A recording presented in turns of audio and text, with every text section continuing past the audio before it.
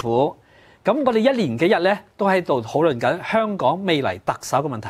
咁好多政界人物啦、學者咧都對談咗佢意見。咁因為未來特首咧就係關係到我哋香港人，係啊，梗係做到你行咩路，我哋能夠香港能夠點樣發展，呢個好重要嘅。冇錯。咁今日咧我哋就從另外一個新嘅角度去睇，即係從命上嘅呢個角度去睇啦。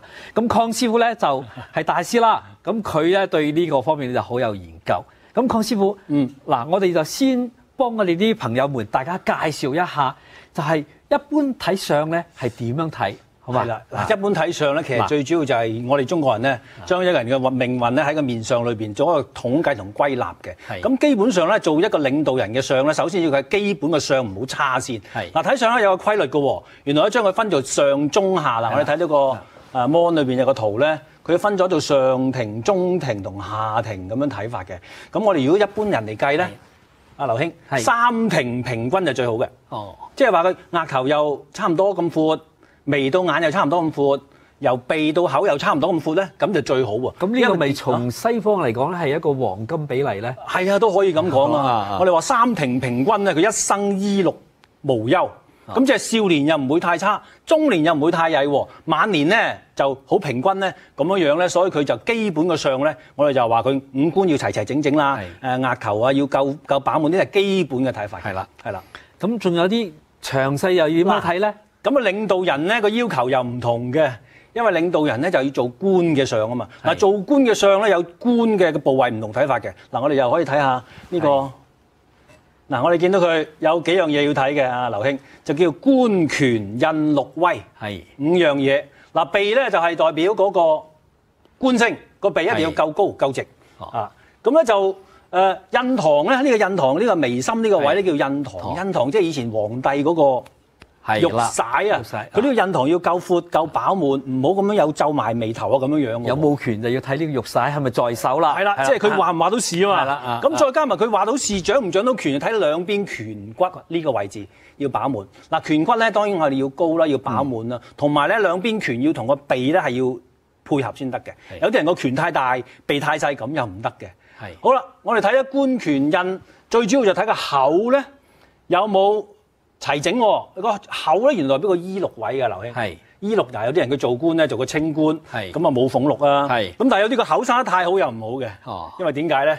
佢成日掛住應酬啊嘛，掛住應酬咁佢就成日飲酒啊食嘢就唔理得到嗰啲咁嘅從政。到底係貪杯定係貪污咧？係啊，都有問題喎，係嘛？即係話而家有啲做官咧就好清廉嘅，有啲咧就好成日就係落袋嘅，咁就可能唔一樣。所以睇上佢要求個嘴唔好太厚，又唔好太薄。太薄咧就窮官又唔好啦，自己都搞唔掂兩餐，冇心機去處理嗰啲事啊。太豐厚咧，佢又變咗就肚滿腸肥啊，應酬太多又係會疏忽咗從政嗰 part 嘢。嗱，咁鄺師傅，我哋會唔會舉例説明一下啦？好嘛，最主要咧係啦，我哋睇咗先，睇咗個人先，係啦，呢個係人都識啦，我哋嘅毛主席，毛主席啦。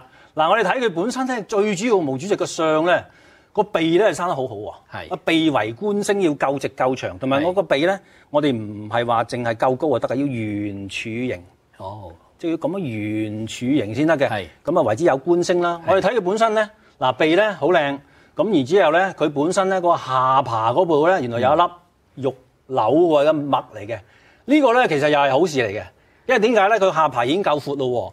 咁同埋加埋呢粒玉咧，咁代表佢下巴原來代表一個人嘅晚運。咁你知道啦，中國人從政咧，一定起碼超過50幾歲以後啦，掌唔掌到權，可能60歲、70歲仲係話緊事嘅。所以我哋好主要、最主要睇個下庭呢一部分。嗱，所以咧，毛主席咧個下庭咧就非常之好啦。佢如果以前有人講話腳上一粒星咧，就能掌千軍。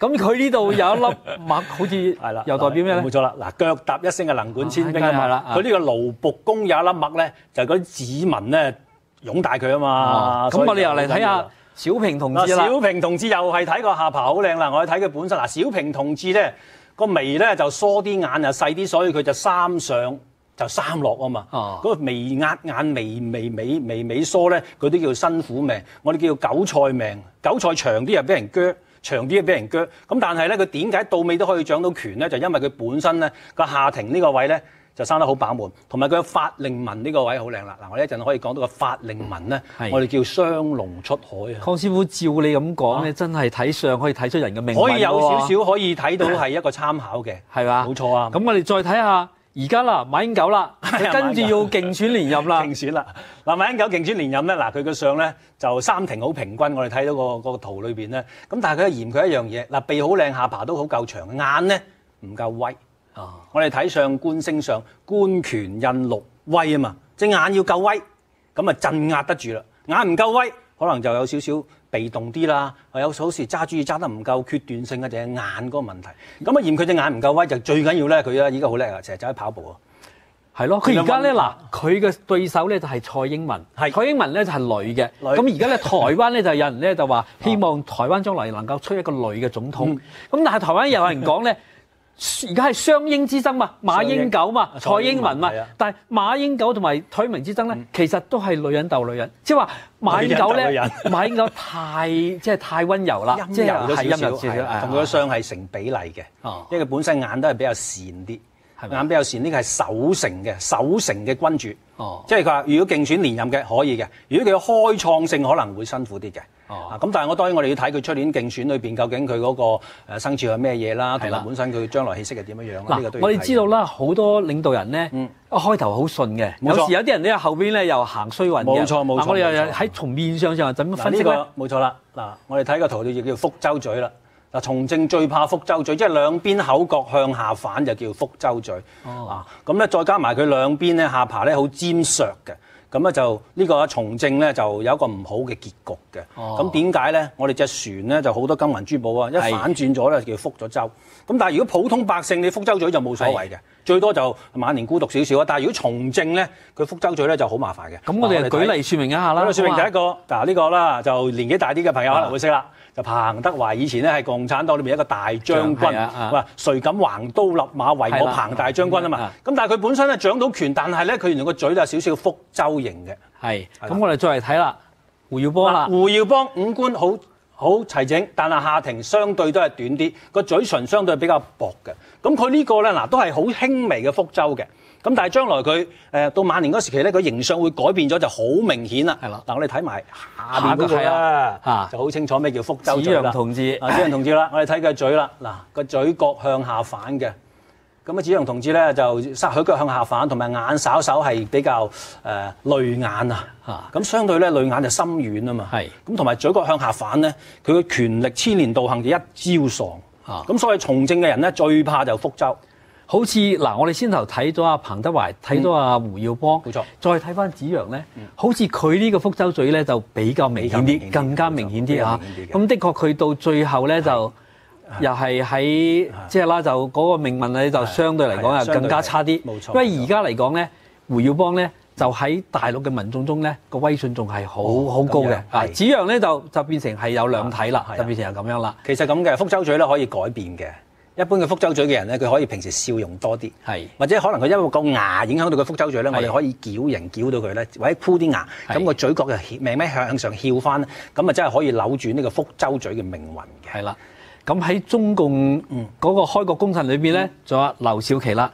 劉少奇原來咧都係貴為國家主席，咁後來到文化大革命嗰時咧就真係個命運係好悲慘嘅，就被扣咗3頂帽，公賊、內奸，咁最後咧就係好不幸咁樣死喺獄中嘅。冇錯。但係阿劉少奇本身咧，佢個嘴係福州嘴之餘咧，佢仲有一樣嘢，因為佢個鼻大啊，官星夠大，鼻大。嘴細咧，相對就嗰個比例咧就會係比較極端咗少少，同埋佢逢係福州嘴嘅人咧，佢個位越高咧，佢命運就越係極端性嘅。咁所以佢話：如果我係普通百姓做一個好少少嘅地區領導，可能佢福州嘴最多我就落台啦。但係佢貴為一國嘅之君啦，或者元首啦嚇。咁福州嘴咧，佢變咗嚟講咧，嗰個運氣咧真係比一般人咧就上落咧係會比較大啲嘅。咁所以咧呢個形象上嘅嘢咧，我哋可以值得參考嘅。我哋飲杯啊，好啊，好。咁我哋第一 part 就到此為止。咁我下邊轉去第二 part，再具體去睇下香港嗰啲未來嘅領導人嘅相係點嘅。好啊，我哋飲杯。